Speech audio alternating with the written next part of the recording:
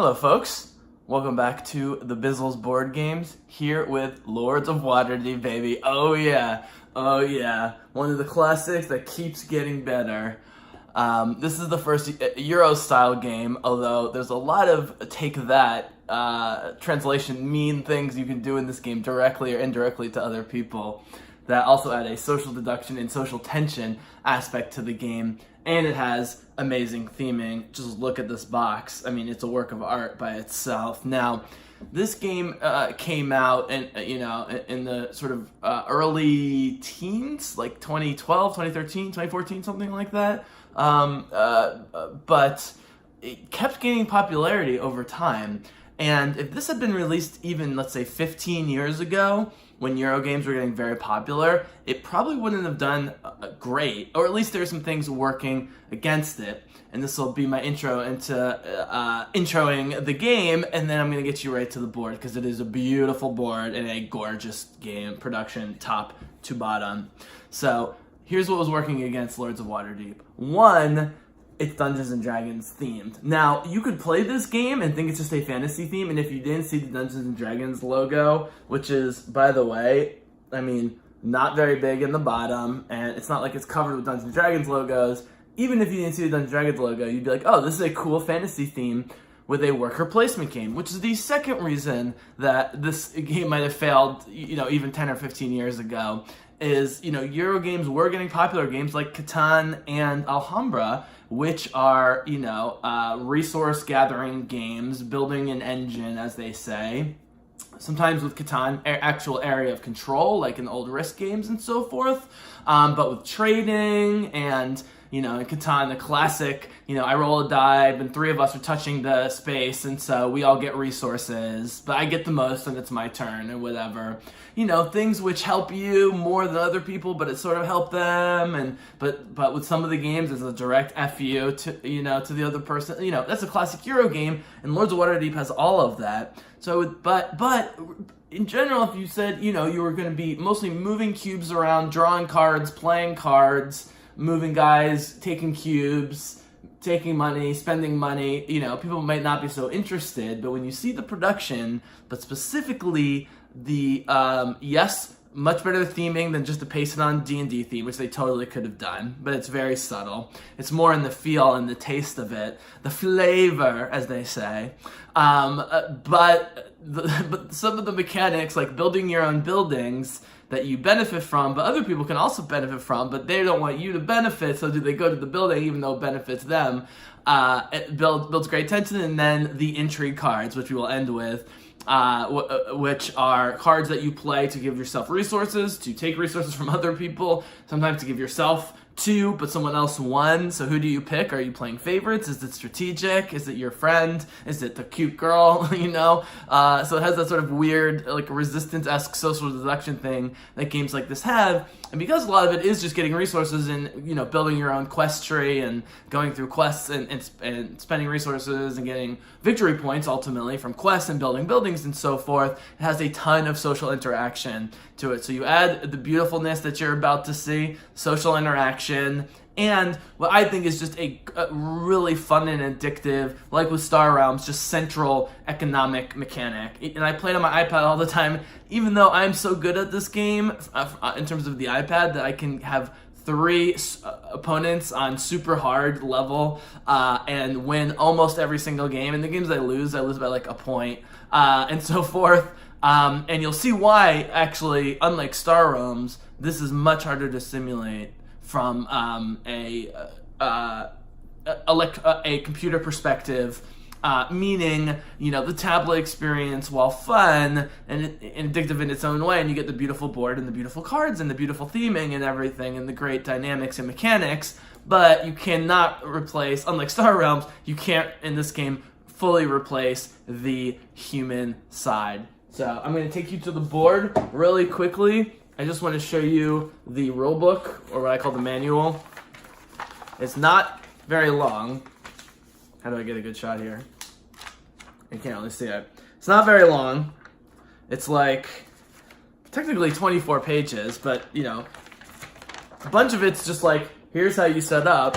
And then the final, I think half of the book, like the final 12 pages, just describe each building, which they did not have to do. Most rule books, they would say, here's what the symbols on the building mean, but now if you're not sure how to interpret the symbols, because there's no writing, because it's a Euro game, and the other problem with a lot of Euro games, they're made in Europe for a lot of countries with a lot of languages, and that's cool, and so they tend to use all symbols with very little text, because it's expensive to put individual text in Flemish, in Dutch, in German, in Swedish, and, I was going to say American, and English, and the Queen's English, and so forth. So even though the building tiles and the quest cards have better notation and easier comprehension than most Euro games with no text, they still give you page after page after page about the buildings, and they even give you how to put things in the box, which is a beautiful box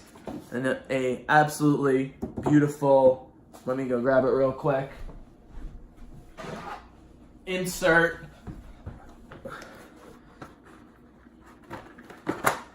Here's the board, but we're going to jump into it with it fully set up so we can get right into the game. No super long Bizzle introductions, and let's go. I swear this is worth it. Look at this. Look at that insert. It's way more pieces than you think because it's so well organized. And you have your banners for your faction, place to put your quests, everything's thought about. Going to see the other components. Jump in to this great Dungeons and Dragons themed resource management, engine building, worker placement board game. Lords of Waterdeep, and here we go. Alright folks, here we are with the absolutely gorgeous Lords of Waterdeep board, and I talked about in the intro things that might have kept people from this game if it came out a long time ago, or even these days, depending on the person, like the Dungeons and Dragons theme, like it being a sort of Euro game worker placement where you're moving guys to get cubes and so forth, but you can get them to take one look at this gloriousness, which I'll do an overhead shot at some point, is absolutely beautiful. Side note, the iPad app for this is great. It's been up and down in terms of workability. It used to actually be better on the phone in terms of functionality. Now, though, really, you should play on the iPad or on the computer. The iPad version is amazing. And I played a ton of games against the AI. I'm so good at this game at this point that even the hard AI doesn't present too much of a challenge for me. But luckily there are expansions and other new mechanics you can add to make it continually interesting for yourself playing against the computer. I've never played multiplayer on it, but it's a super fun way to pass the time. But playing against other human beings, as you will see, is key to this game. So if you can show them the just beauty of the board and then ways in which there are interactions, like the intrigue cards, which you play usually to hurt other people while helping yourself, or with the buildings that you build, people will take resources and you will get resources from them going to your building. So forth, Euro game mechanics, but add direct interaction, and especially with the intrigue card, the mandatory quest, as we will get to, and which almost drove Will Wheaton completely insane on camera when Felicia Day, Patrick Rothfuss, and company were dropping mandatory quests and screwing them over in the Lords of Waterdeep episode of Tabletop, can cause maybe more player interaction than you want, or in a different way than you want, but it's really part of the fun of this game, and what sets it apart, along with the amazing theme and beautiful artwork, what sets this apart from other just worker placement, move guys around to get cubes, to get money, to get victory points, of most Euro games, is the player interaction, some of which is subtle, and some, like with the intrigue cards, is very unsubtle. So here we are on the board. Alright, so resource gathering, and these are the different four main resources, and money, of course. Resource gathering, worker placement to gather resources is a classic Euro game mechanic. It's more than a mechanic. I mean, entire Euro games still today are built around worker placement and gathering resources, which on the surface seems very boring. And in Euro games, Europeans are game snobs are very condescending towards what they call Ameritrash, which is that we love heavily themed, beautiful games like this. And Americans are very condescending or just don't like Euro games because most of them, even including like winners of the Spiel des Jahres, which is like the game of the year, official game of the year award for all intents and purposes, given out in Germany, where a lot of games are made. Some of the games are literally just these colored cubes and just these colored meeples and a board that's bright on the surface in terms of primary colors. It might have some light theming, like it's a desert in Africa, or often you'll see the Mediterranean theme, of trading in the Mediterranean. Very light theming at best. It's not particularly pleasing to look at, and it makes it almost an abstract game. And so while this makes use of a lot of the Euro game mechanics, because of the Dungeons & Dragons theming, but not just that it's Dungeons & Dragons, but that they think very hard about each building and each quest and the entry cards that you play directly against other people, that they think about connecting the materials and the mechanics of what's going on with the theming. But what's great is we've seen over the last few years a beautiful merging of Euro game mechanics where it's not just chucking dice and trying to kill other people, which is old school American games, but it's also not just moving little meeples and cubes around with no theme that's classic Euro game. We've seen a merging of those two. And WATERDEEP was one of the first to do that. And along with the rise of popularity in Dungeons & Dragons the last couple of years, and board gaming in general, it has increased its popularity way past what initially was and maybe what people think. Some of the games of the year, or I should say, some of the top board game reviewers, YouTube personalities, podcasters, etc., favorite games either of the last few years or of all time, such as Scythe or Blood Rage.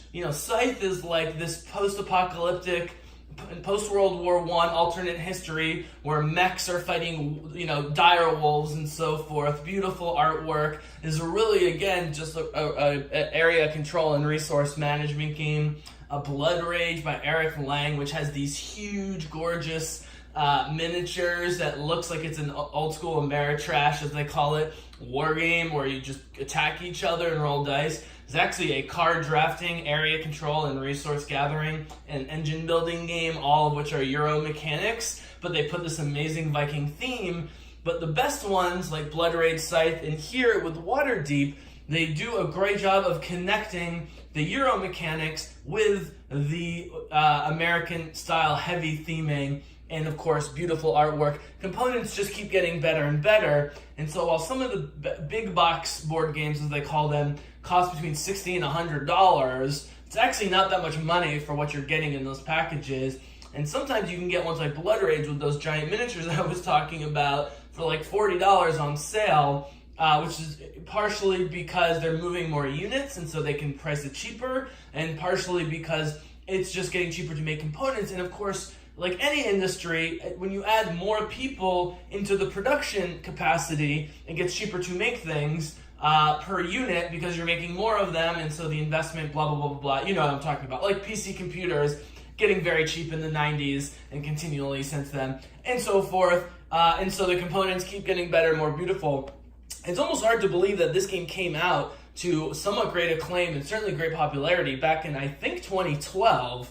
I know that's quote-unquote only 7 years ago, but in board gaming, 2012 was the year of that nerd culture, and movies, television, board games, video games completely took off. Podcasting, YouTubing. I'm actually preparing, as a quick side note, a Bizzlecast podcast series called 2012.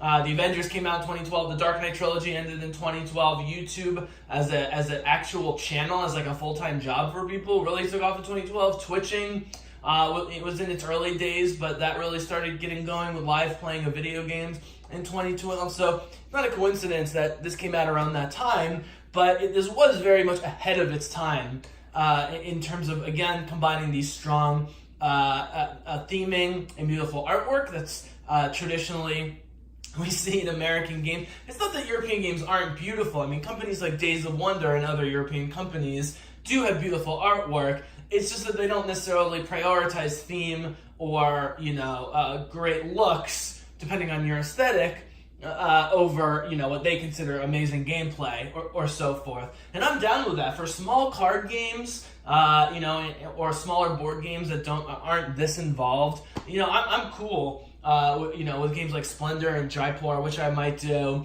where it's very light theming, but the cards are pretty, and the tokens and the chips and the money tokens and so forth are nice looking. I'm okay with that with some games, but with these big board games, whether it's the Star Wars board games like Rebellion, Twilight Imperium, all the Fantasy Flight games I've been talking about, with Game of Thrones, the card game, the Arkham Horror card game, the Lord of the Rings stuff, all look gorgeous. They keep getting better components, and they keep doing a better job of combining the great components and looks with the mechanics. So, okay, what are the mechanics of this game? So, like most games of this type, you want to get as many victory points as possible. And what's nice is the track doesn't all fit in camera, but from 0 to 100, the track runs on the outside, and there's little tokens you put on the track to show, 60 points, 65, and if you go past 100, which actually can happen quite often depending on what cards come up and sort of the level of competition, there's a little token that gives you 100 plus, and you go around the board again. I actually, on the iPad for the first time ever the other day, scored over 200 points, which is not supposed to happen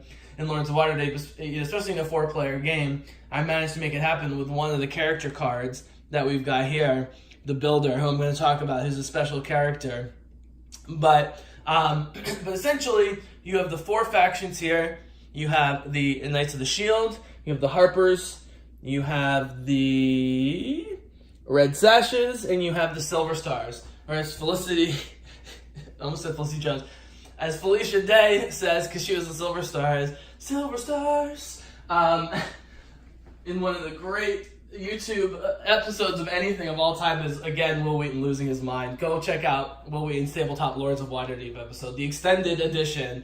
It goes crazy. It also made owlbears a thing, where only the hardcore D&D people even know what owlbears were. And at the owlbear, there's even like a semi-official owlbear account that Will Wheaton may or may not be involved with. But what's important is not which color you pick, obviously, but the character cards that you pick here.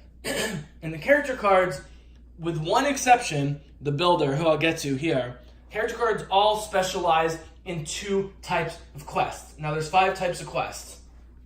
Here's the quest deck here. You have Commerce. Oh, here's cute elf chick. You have Piety, which is normally, clerics and paladins in Dungeons and Dragons. You have, of course, Warfare, just killing. You have Arcana, otherwise known as magic, wizardry, sorcery, and so forth. And you have, if I can find one,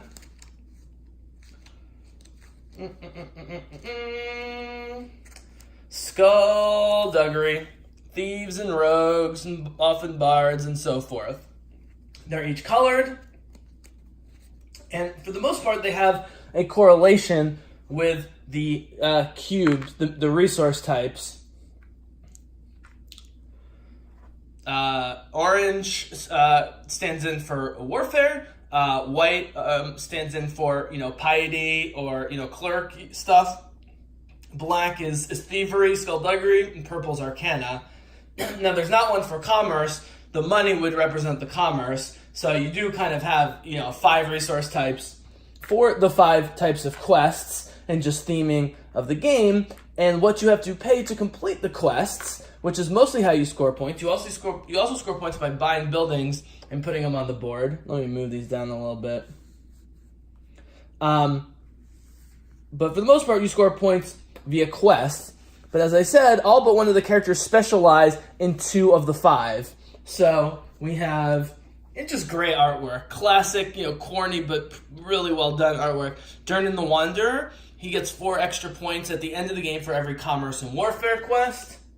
From the Harpers, we have Brienne Binderrath, not to be confused with Brienne of Tarth, doesn't really look like her anyways. She's an Arcana Skullduggery, so she's got magic on the one side, but doesn't mind picking your pocket. Here's an example of great theming. So this guy who looks like Two-Face on purpose, Nindale Jawbook, he's a Piety Skullduggery guy. So you're going, wait, he's like a holy religious guy, but then he steals? That's why he's a Two-Face. He taketh from, he's the classic, corrupt church guy. He takes your money for alms or whatever at the temple, pretends he's all pious, and on the other hand, he's just stealing money from everybody. I won't make any more religious commentary. So all the characters, and there's a bunch more, are 2 of the 5 main quest types. Again, Piety, Skullduggery, Arcana, Commerce, Warfare. Now this, sorry about that. Small room here. Now this character, who Felicia Day wanted to be because she loves playing redheaded women as her characters, and she kind of looks like her, Larissa Neothal, she gets 6 points for each building that she builds. Now this seems very unfair, and it will seem even more unfair because for the most part, out of the 8 rounds, as they are marked here, 1 to 8, you can only put 1 person in the Builder's Hall to build. Now there are some extenuating circumstances having to do with intrigue cards mostly, where you can build more than 1 building, and some quests give you a building or let you build a building as part of your reward, but the maximum amount of buildings you will see in a game are like 8 to 10, and if you don't have the first player marker, which you get by going to Castle Waterdeep here at some point during your turn to get the first player marker, it's very hard to get on the Builder's Hall because mostly if you have the money and you're the first player, you want to, and there's decent buildings in the Builder's Hall. I put some really great ones there as examples we'll go over in a second. But if you don't get into Builder's Hall, it's very hard to get there. And so if you're the builder, if you're the builder, you need to build as much as possible. Now, you're also got to get quests just for points. Even if you build 10 buildings, that's still only 60 points. You can't win those 60 points. So you've got to compete quests. So the strategy is get all the quests that have a high yield, meaning not a ton of resources to get a lot of points, and then build as much as possible. The problem is, if you're the builder and you go to custom, say you don't start as the first player. So at the end of your first turn, you go to Castle Waterdeep. Okay, well now you're first player, and now you can go to Builder's Hall. The problem is, if people start getting onto the fact that you're the builder, they'll take first player away from you so that they can build just so that you don't build. And that's part of the whole player interaction that seems very harmless if you wrote it on paper, but is pretty mean. And there's definitely mean aspects to this game, and I don't mean that in such a negative sense. I guess the positive way of saying mean when it comes to board games is take that.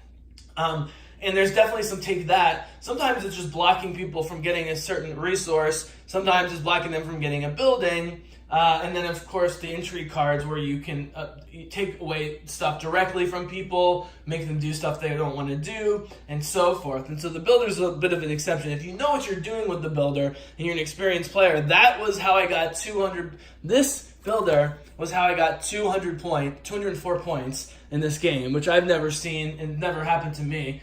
Certainly never happened against me because I was able to build in all 8 turns.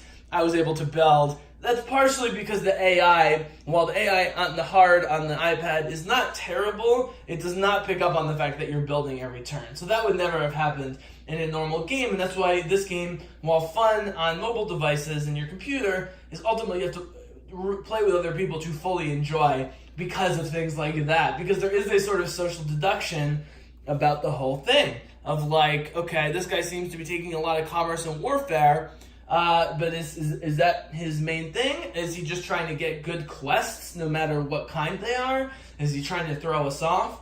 Now, everyone begins the game with 2 quests and 2 intrigue cards. So let's just take 2 off the top. So we started with 2 commerce quests, okay? Well, if we've got commerce warfare guy, we're in good shape.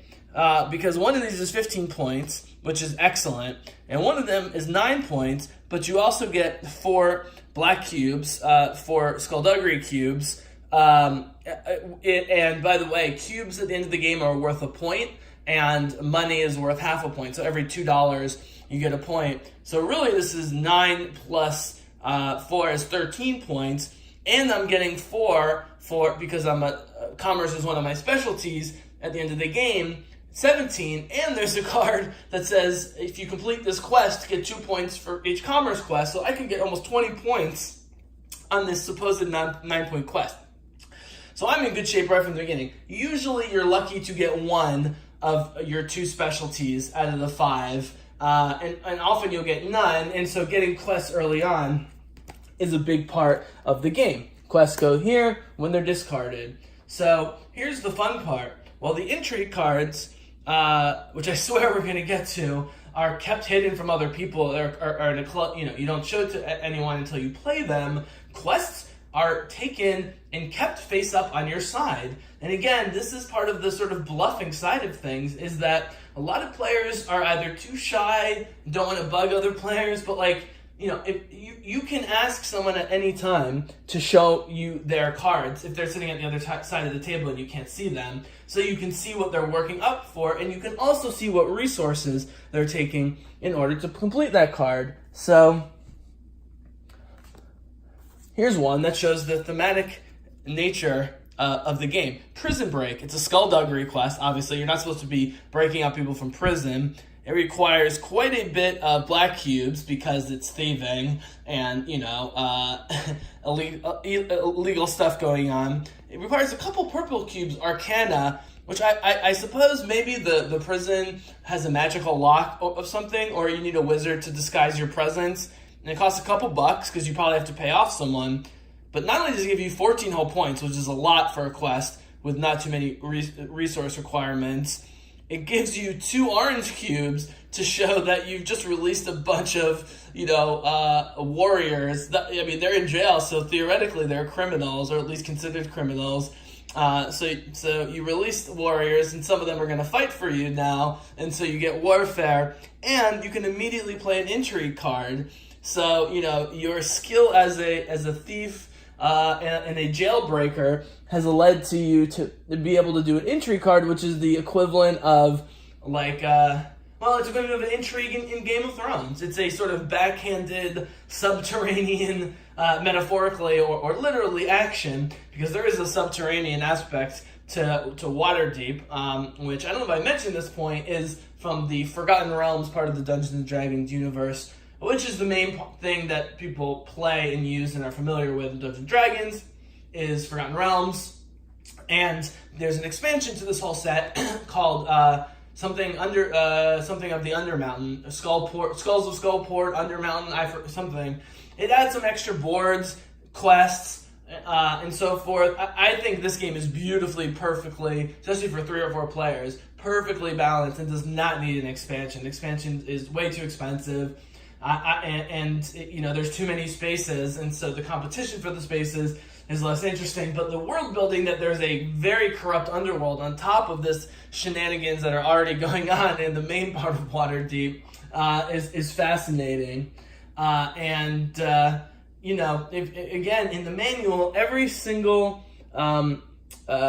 resource location, quest location, WATERDEEP Harbor, which is where you play intrigue cards, which I'm going to get to, the Builder's Hall, all the builder's tiles, these are all the buildings you can build to get points and other resources each turn when people go on your space. All of that is laid out beautifully in the rule book. And as I think I showed you in the intro, the actual rules in the rule book is only like 4 to 6 pages. And the other 6 pages is just an appendix with visual guides that explain all this. What's great is you don't need any of it, because all the information you need is on the cards themselves. And once you understand what the cards are saying in terms of the quests, there is some symbology. But once you know what these different cubes and, the cube symbols, the point symbols, and the intrigue card symbols are, everything starts coming together, and it's really easy. So basically, you get quests, and what's great is each of the places where you get the quest from the Cliffwatch Inn, which is a classic, fantasy tavern. But you also get resources at the Blackstaff Tower for Arcana, the Plinth Temple for piety, the Grinning Lion Tavern, or the Grinning Loin, as Will Wheaton says. So, another shady tavern for skullduggery or black cubes, and for the orange warfare cubes, you go to Field of Triumph, which is, I guess, where warriors are training or fighting or whatever they're doing, and so forth. And then, you go to the curio shop to get the money. It's super thematic. But what's great is, and Will Wheaton describes this beautifully in the Waterdeep episode of Tabletop, is in most games of this type, you are the people that are going on the quest, right? So here's domesticating owlbears. I thought I had lost this card because I separated it, and I wanted to frame it just because it's so hilarious, especially if you've seen Tabletop in general and their obsession with owlbears. But normally, you would be that warrior there trying to domesticate the owlbear. But actually, in this game, because you are a Lord of Waterdeep, you are the person who sends the people on the quest, which is fantastic. So when you go to the inn, you're not going because you're a journeyman adventurer necessarily. You're going to hire journeyman adventurers to go on those quests, even while you're stocking resources, building buildings, and becoming generally a godfather or godmother of Waterdeep, which is, it's basically a giant medieval fantasy mob here, which is absolutely fantastic. And so that's how you do it. You complete quests, you gather resources, and most of your points come directly from the quests. And so those quests, other than victory points, can give you, like I showed you, different kinds of resources. The cubes, they can give you money, they can give you intrigue cards, and often it's a combination of all those things. Sometimes it gives you a free building, either randomly from the top of the stack, or one of the ones that are here. Now, I do want to talk about buildings, because buildings is the reason this game works, and it's not just moving a meeple to a space to get a cube, getting a bunch of cubes, turning them in for quests, and so forth. The two mechanics to this game was what makes it so different and fun, and in my opinion, extremely classic, replayable, and just awesome to play, are the building and the intrigue cards. I'm going to save the building because the intrigue cards are going to reference the buildings at times. The buildings are pretty easy to explain, in that you get some victory points just for building the building. You have to pay gold, but then you put the building on the board with your symbol on it to show that it's your building, and you get some kind of reward for players to go on it. Well, why do players go on it? Well, players go on it because you only have 2 meeples with a 4-player game to start the game. After 4 rounds, in the 5th round, you get these are the 3rd agents, so you get more agents. But the problem is, with a 4-player game, with 3 agents starting in the 5th round, there aren't enough spaces that are worthwhile to go around. And so you need to expand the city, again, very thematic, in order to have places to go to get resources, cards, gold, or whatever. And so even though you don't want to necessarily go on your competitor's building because it gives them a reward, it might be more gold than you can get everywhere else. Or why go on the Blackstaff Tower to get 1 purple cube when you can go to the Dragon Tower, which was bought and built by the Red Sashes faction, where you can get, with a single turn, or action I should say, a purple cube and an intrigue card, right? But do you want to give that player who built it, the Red Sashes guy, an intrigue card as the owner, as a reward? Here's the Yawning Portal. You can get 2 cubes of any type, and the owner of it then gets 1 cube of any type. The owner's Knights of the Shield over here. You can see by the little sigil that they attach. Everything is just so beautiful and so perfect here. So you can get 2 cubes of any type, including 2 purples and 2 whites, which you can't get anywhere else.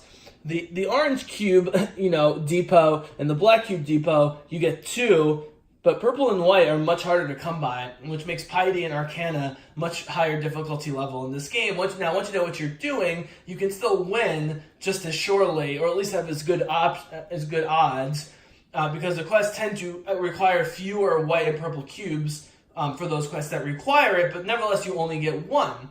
So if you're trying to stock up on purple, like I said, you go to Dragon Tower and get a purple and an entry card. Or if you're trying to rush a quest, whether it's like 3, 4, 5 purple cubes, which represents Arcana, magic, go to the Yawning Portal and in single action get 2 purple cubes instead of 1. Now again, you're giving a cube of choice to the Knights of the Shield who built it, but that is just the trade-off you have to make. Now you can go on, I said I was going to do entry cards first, but here we are in buildings. You can go to your own building to get the main effect of the building, but you don't then give yourself something. Meaning, if the Knights of the Shield who built the Yawning Portal went here, they could get the effect of 2 cubes of their choice, but they don't get the owner's benefit. But nevertheless, sometimes if you just need a lot of one type, like down here, can I zoom in? There we go. The House of Wonders here, well, this space gives you 2 orange and a white with a single action. The owner gets a white or an orange, but you might build that because you need a lot of whites and oranges and you don't want to take all the time to go, because normally that's 2 actions. 1 to the Field of Triumph to get 2 oranges, and 1 to the Plinth. Whoops, there goes my money stash. 1 to the Plinth to get a white. You can do that all in 1 turn, and so sometimes you build buildings just to get, yes, the victory points that come with building the buildings. And that should be said, these gems here represent victory points, and for each turn that a building is not purchased, you add another victory point. So if something comes out in round 1, and now it's round 6, and you finally buy it, you get 6 victory points just for buying it. And then, of course, the owner effect if something else goes on it. But sometimes you might say, screw it, I'm first player, I need to get oranges and whites immediately. I'm just going to go on that space and take it and not, worry about someone else taking it and then having to fill it in some other way, blah, blah, blah, blah. There's a lot of strategy with which buildings you build, when you build them, and what you do with the resources. Now, some buildings, like the Tower of the Order here, the owner gets a entry card. So that's still a resource in the sense of you can use it during the game. But some buildings, such as, let me see. Where's one that's applicable? Here's one. Here's Garden. Take 1 face-up quest. That's the quest sign. So up here is where all the quests are. There's always 4 face-up. So you go on this space if someone built it. Take 1 face-up quest. And if you complete it immediately, so you already have the resources for that quest, you look and you go, oh, I've already got the resources for that quest. You take it, you complete it immediately, you get an extra 4 points. Now, the owner gets 2 victory points for it. That's great, but in general, ownerships that give you victory points for people going onto your building, or going into your building, I should say, is not the best because, at most, even if you build it first round and someone goes every round, that is 16 victory points, 8 times 2. That's great, but what you really want is good, for the most part, in my opinion, is gold, resources, and entry cards. Stuff that you can use in the game to complete quests that give you many, many, many more points than just the 2 per round you would get for that person going on to your space. So you pay the cost of the building, you put it out here, you put your little sigil, and that's great. Here is, can you see it? There, yep, you can see the buildings there. The one on the far left, North Gate, you get, the owner gets 2 victory points if someone lands on it, and that person is going for 2 gold and a cube, a resource of their choice. The second one costs 8 gold, which is the most expensive type of building, but that's because it gives 3 resources, which doesn't exist normally on the board, the 2 orange and white I was talking about, but then the owner gets a white or an orange. And so if you have 8 gold early on, and the Builder's Hall is open, the space here, and you know you're going to need a lot of orange and or white, you absolutely want to build that building because people are going to go on that space every turn because it's efficient, economically, financially, it's efficient, And so you know that you're going to get that extra cube each turn, and that adds up so fast. I mean, getting 5, 6, 7, 8 extra white or orange cubes for doing nothing other than purchasing it early in the game is great. This third one is also interesting. The House of Wonder here, which is the person who goes onto it spends $2, which then comes to you as the owner. You get the $2 they spend, which is great, and then they pick either a white and a purple or 2 whites and 2 purples. So again, not dissimilar to the Yawning Portal, where you get 2 resources of your choice. In general, the Yawning Portal is better for you because you don't have to spend 2, and you can get a combination of white and purple. Whereas here, you need to spend 2 gold to get a combination of white and purple, but that's just how the cookie crumbles. And both of those buildings cost 4, and it's not fair. I mean, that's the thing. Some quests require a ton of resources for a small amount of compensation, and some quests have very few resources and you get a ton of victory points. And so there's a lot of strategy with grabbing the right quests. Not everything is balanced, and it's done on purpose that way. Buildings too. Sometimes from the beginning of the game, you'll just get crappy or not particularly helpful buildings come up. And that's just the way it is, and then it's a sort of reverse mutually assured destruction of, is anyone going to bite the bullet, pay for one of the crappy buildings just so you can free up hopefully some good buildings that we all need. And that's why sometimes people will score in the 70s, 80s, and 90s of points, and sometimes it'll be twice that. Part of it has to do with what buildings are available, and part of it has to do with what quests come up. So we will probably say a little bit more about quests and buildings, but let us do it through the lens of the final main mechanic that makes this game great, but also one that, while fun to play on the iPad, really can only be fully experienced in the tense environment of playing with 1, 2, or 3 other people, which is the intrigue cards, which can just benefit yourself at times, but usually at the expense of others. Or you can favor someone and give them a resource while you take 2.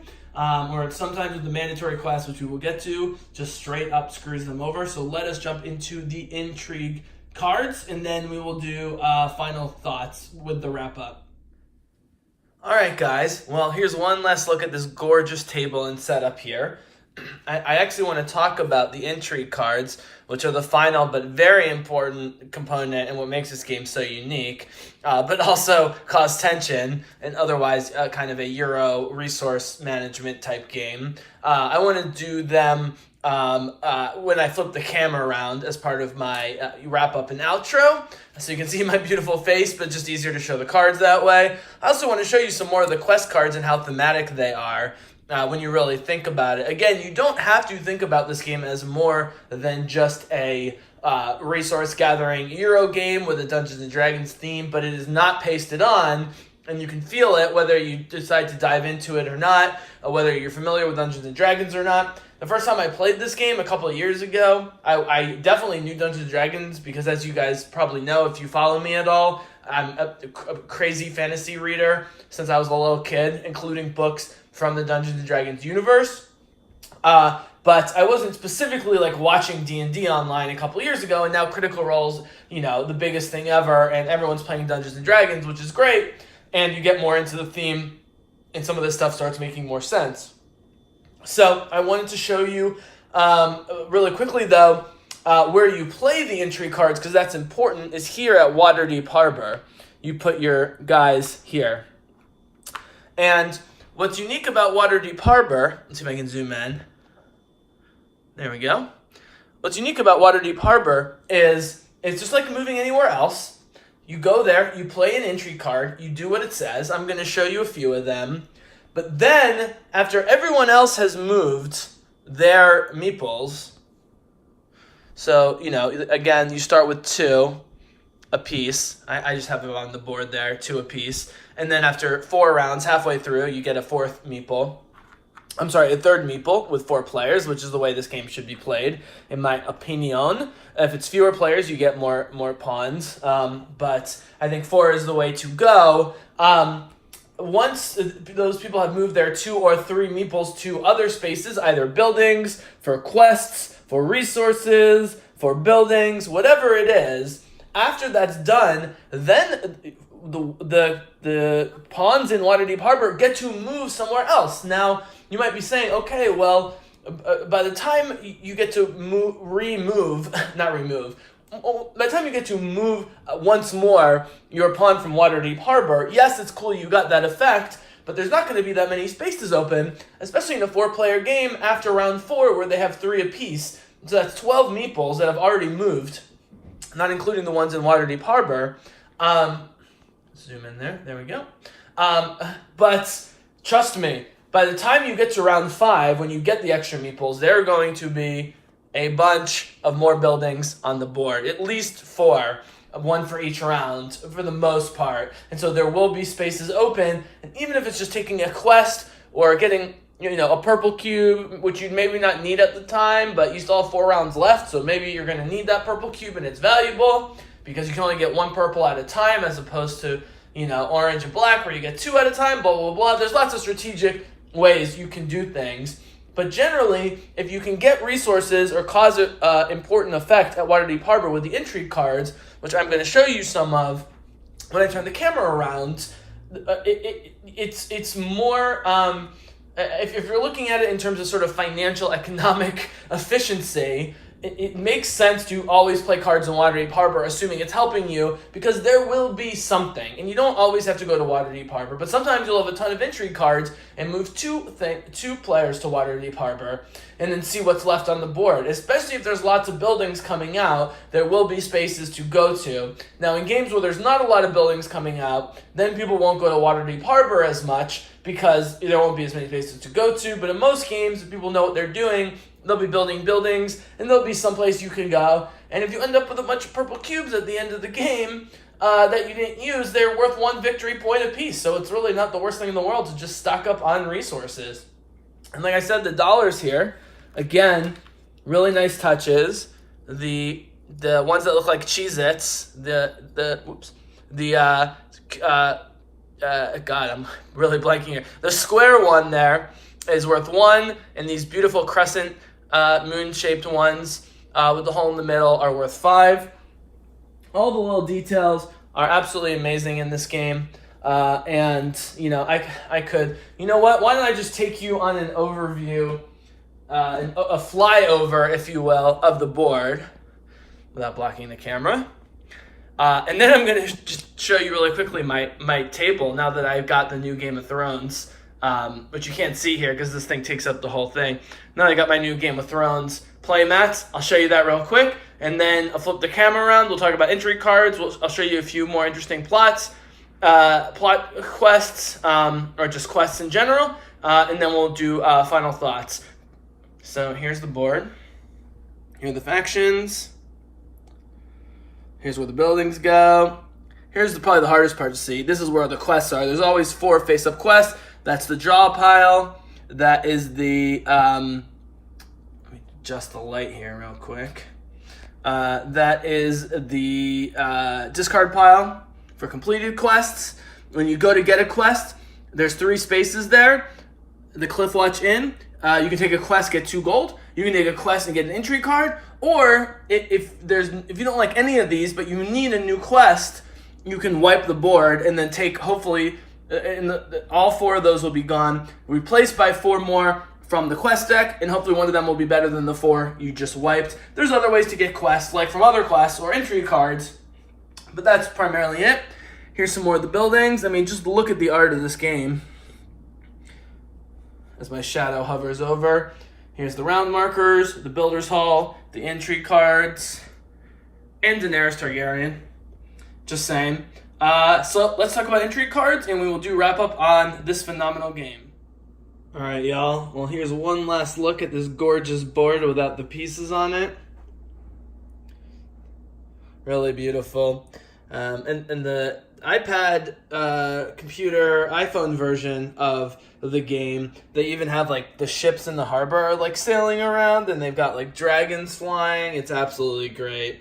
In some ways, it's more beautiful because, when you have high quality cardboard, you have to coat it, and so some of the colors, not necessarily of the board, but like of the cards, are a little dulled. and reflect weirdly because they're such high quality stock. When you can see it in Super HD on an iPad, everything looks even more beautiful. And before I flip the camera around to talk about entry cards, here it is, guys. I got it quicker than I thought. So I already had Daenerys, obviously, who is covered up by Arkham Horror, which I'm currently doing a solo campaign of. But I got the Flag of House Tyrell and the Queen of Thorns, with the right and the left protecting her. And so, super Game of Thrones table. Pretty happy with how it looks. So, let me flip the camera around, and we will talk about entry cards and wrap this baby up. Alright guys, well that was Lords of Waterdeep. There is a beautiful box insert for all the pieces I don't have, or it'd be hard for me to show on camera. And they even have a diagram in the book at the end here for how the storage goes. It's beautiful storage, but because the box was made specifically as something to be stored horizontally, you know, everyone likes to store their board games like this, like books, which makes sense in terms of accessibility. The pieces will move around a little bit, but if you sandwich the box so that doesn't open, you know, they're not going to fall out or whatever. But there are a lot of small pieces, so you got to keep track of that. So, okay, entry card. So, like I said, you go to one of the 3 Waterdeep Harbor spaces, you play the card, you do what it says, and then after everyone has moved in their sort of main turn, then you get the Waterdeep Harbor turn, and the 1, 2, or 3 pawns that are in Waterdeep Harbor at that point get to go to another space, assuming there's one. I mean, I don't think anyone has ever turned down a move, because at least you'll get a couple gold or an entry card, even if it's a quest you don't want or a resource you don't want. You're still going to go and take it, and so it's a net benefit, especially, again, every 2 gold at the end of the game count as a point. Every 1 resource at the end of the game counts as a point. So there's always something to be done. And at the end, you total up the whole thing. So here are some entry cards. And these are the ones that make the personal interaction great. And this is where the social deduction part comes from, but also the dynamics at the table. Because some of them benefit just you. There's 3 or 4 types. There's the ones that benefit just you, period. Doesn't screw anyone else over. There's some that benefit you, and then you choose someone else to benefit. Which I'll show you, benefit less, but still benefit, but you're still choosing someone to benefit, so you're already playing favorites. There's some where you either target someone and take resources from them, or you take resources in general from people at the table equally, and then there's the mandatory quest, which I'll end with. Or actually, why don't we start with it? So, this is a card that never needs to get played in this game, mandatory quest. And mandatory quest is a 2 to 4 point quest, which is almost nothing considering that they all require usually 3 cubes, 3 resources, which are worth 3 points on their own. So getting 2 to 4 points is either a net loss or a tiny net gain. But worse, you can do other actions, but you can't complete any quests until you've resolved your mandatory quest. So this is a direct fuck you at someone. Now, this usually happens in games with people who are brand new to the game or still kind of learning it. Mandatory quests usually happen when you jump out in the lead early on, which counts for nothing because you can stock up resources and cash in the resources to complete the quest at any time. So if you're jumping out in the lead, you're just showing off, which is what Will Wheaton did on the tabletop episode. He jumped out on the lead because it was his favorite game at the time. It's still one of his favorite games. He jumped out on the lead, and the other players who were less experienced ganged up on him because they were worried he was going to win, and in the end, he was in last place because they stuck a bunch of mandatory quests. He had to pay cubes for something he didn't want to. He couldn't complete his quests, and so it's like fetching resources and then throwing them in the sea, essentially, for nothing. And, they have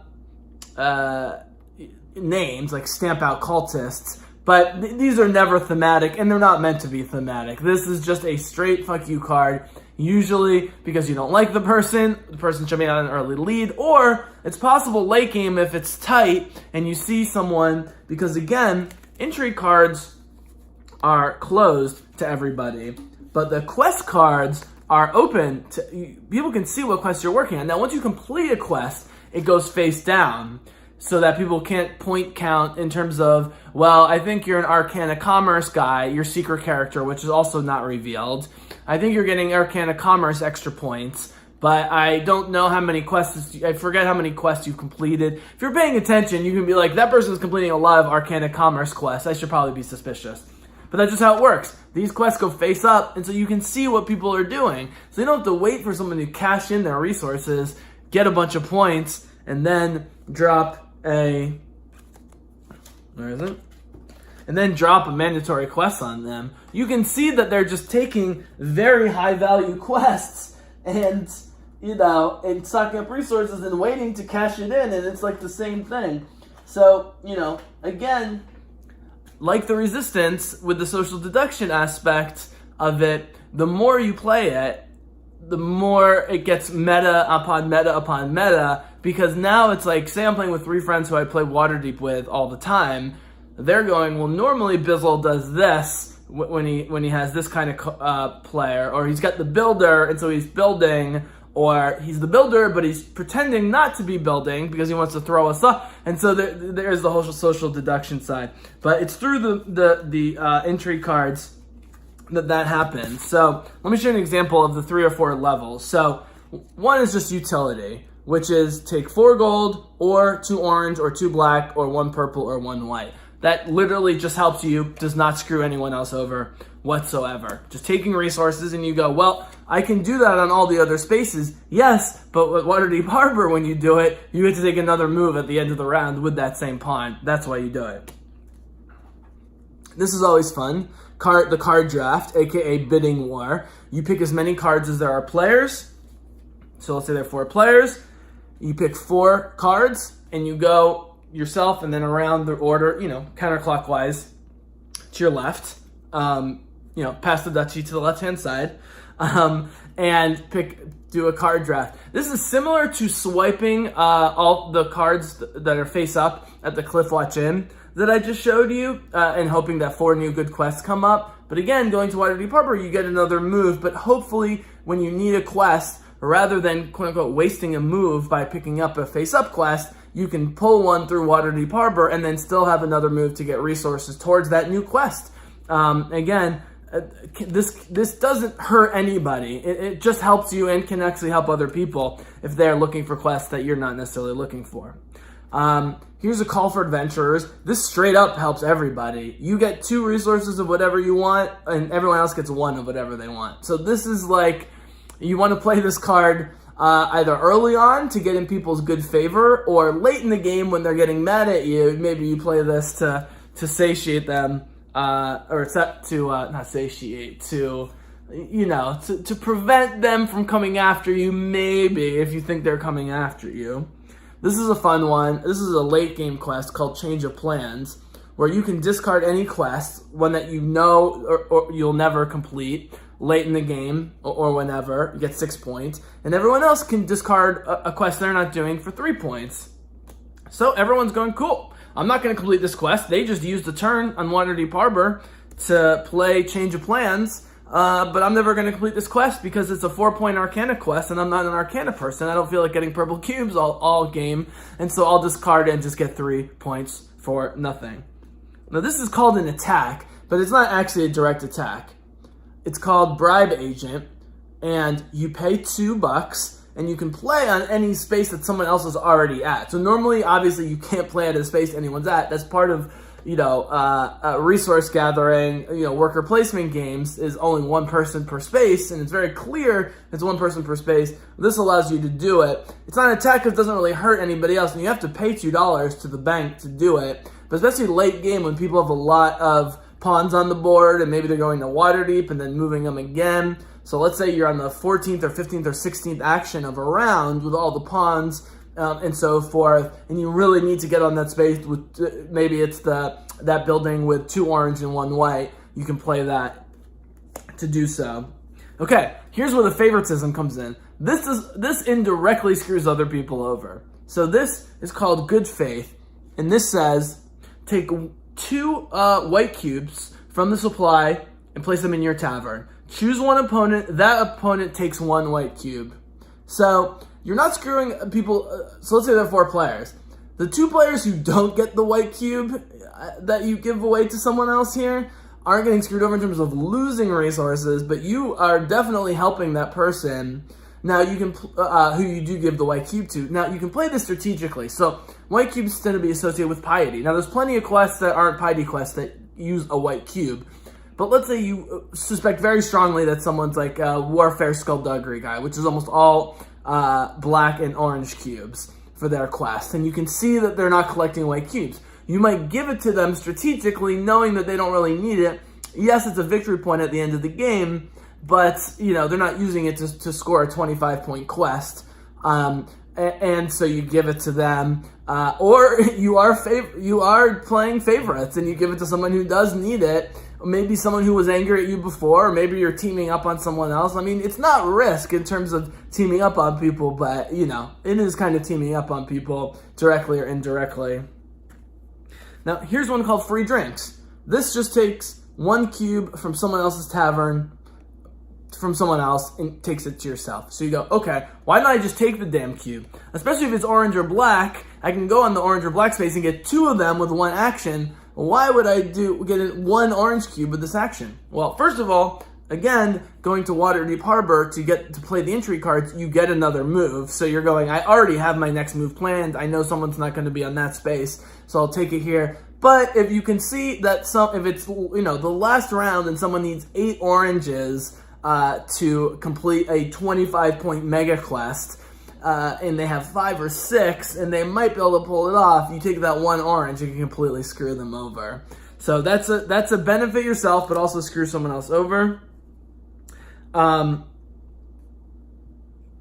This is a sort of optional people can help themselves quest, recruit spies, where you take 2 black cubes and everyone else can choose to give you a black cube for 3 points. Now, normally, again, each cube at the end of the game, each resource is worth 1 point. So getting 3 points for black, especially if you're not using a lot of black or it's late game and you don't have any quests that need it, sure, I'll give it to you for 3 points. But then you can see, again, because people's quests are face up, that person is collecting 8 cubes and he's got 6 already. So if I give him the black cube, I get 3 points, but now he's going to maybe complete the quest, so do I prevent it, blah, blah, blah. Normally, I don't give up resources or money or anything in these cards. The way I play is I try not to drop mandatory quests on anyone. I also try not to screw over people directly, but I also won't give people resources that they clearly need to complete some big quest.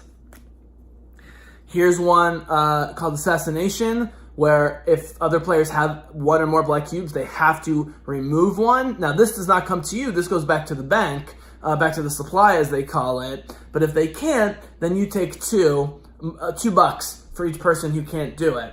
So this is a multi-use card. Maybe there's multiple players who are collecting black cubes and you want to slow it down a little bit. Or maybe it's early game. A lot of these cubes are great a lot of these cards are great early game to get resources. Because if it's only the first round, maybe no one's taking a black cube in a 4-player game. And so if the 3 other players don't have a black cube to lose, then you get $2 per person. That's $6. There's no way early game to get $6 in 1 turn. And at Waterdeep Harbor, you get another action that turn. So you can play it that way, where it just benefits you and doesn't screw anyone else over. Or some combination where 1 or 2 players gives up a cube and you get some money, whatever, blah, blah, blah. And that's how it goes for pretty much all of the cards. And again, mandatory quest it doesn't do anything for you other than screw people over. So really all of the entry cards do benefit you directly at that moment, even while screwing someone over 100%, 50%, 25%, or 0% just helps you. A mandatory quest is just, to quote Patrick Rothfuss, a dick move. I was going to show some of these quests and sort of the thematic value of them, but I'll let you discover it. But basically, like, the resources that are needed to complete quests, if you think about it, you're like, oh, well, there's thieving going on here, but they also need to have some muscle behind, this quest. So there's orange and black, or, you're trying to, I'll show you maybe one. Here's a fun one. Recruit paladins for tire or tier, and you see it's a bunch of orange and white with $4, but you get 10 points and 3 white cubes. So you're saying, well, I have to give 2 white cubes, but then I get 3 white cubes? Yeah, you have to recruit paladins, and paladins, are a multi-disciplinary class where they're warriors, but they're also, have some cleric, priest, holiness, religiousness going on, hence the orange and white, and you're recruiting them, so you have to pay them, so that's the money, but because you recruit them, now you've got some paladins who have got your back for the future, potentially. In fact, you're giving 2 white cubes to get 3 white cubes, so you've made some friends with the paladins, and so that'll go forward. Here's one more, and then we'll wrap up. Impersonate Adderbrent Noble. This is a high yield quest. 1 purple, 2 black, 2 orange, 1 white, $4.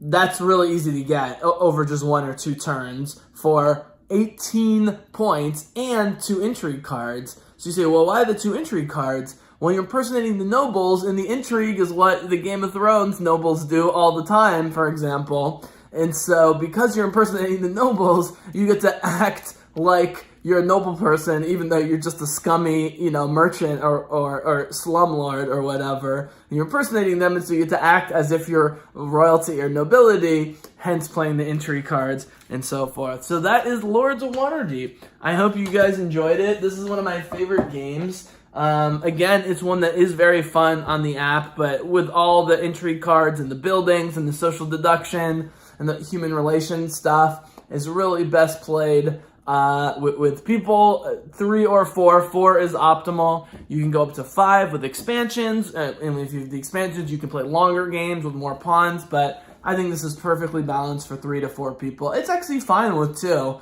but with 3 to 4 people in particular, it's fine. 4 is great because you can't have 2 people team up on 1 for an entire game with a 4-person game. Now, if you have 3 people team up on 1, like Rothfuss, Felicia Day, and Brandon Latch teamed up on Will Wheaton on Tabletop, but he brought it on himself because it's his show, and he was being a dick. He was jumping out to a lead, and he got overly aggressive, and they got overly aggressive, and it results in some hilarious fireworks. And that's the kind of experience you can have in a game like this. That's essentially a Euro game at core, but you look at games like 5 Tribes, where it's just a bunch of colored meeples moving around like a vaguely desert environment with some camels and some minarets that look like penises, and it's just a bunch of wooden components and no personality. This is a ton of personality, and this has stood the test of time and has gotten better over the last few years and more popular, especially with the increased popularity of board games mixed with the increased popularity of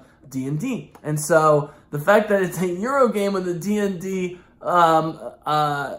sheen over it, with both of those things would seem to work against it if this was 15, 20 years ago. Now those are 2 huge benefits, 2 advantages in its favor, and I highly recommend the game, and it's not that expensive. It's like $40-50 full price, and you can get it on sale. Forget the expansions. This has all those beautiful components and more to it. So hope you enjoyed it. Bizzle's board games, a little deconstruction, an explanation of Lords of Waterdeep. I'll be back at you soon with some more board games, but for now, the Bizzle is out.